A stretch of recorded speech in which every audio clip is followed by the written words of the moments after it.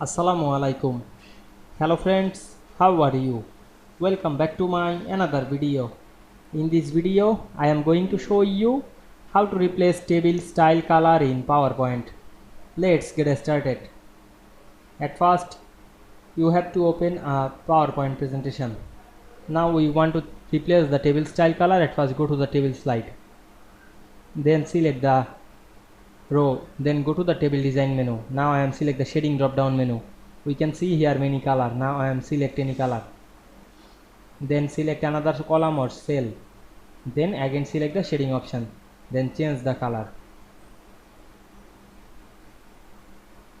Now we can see we replace the table style color easily.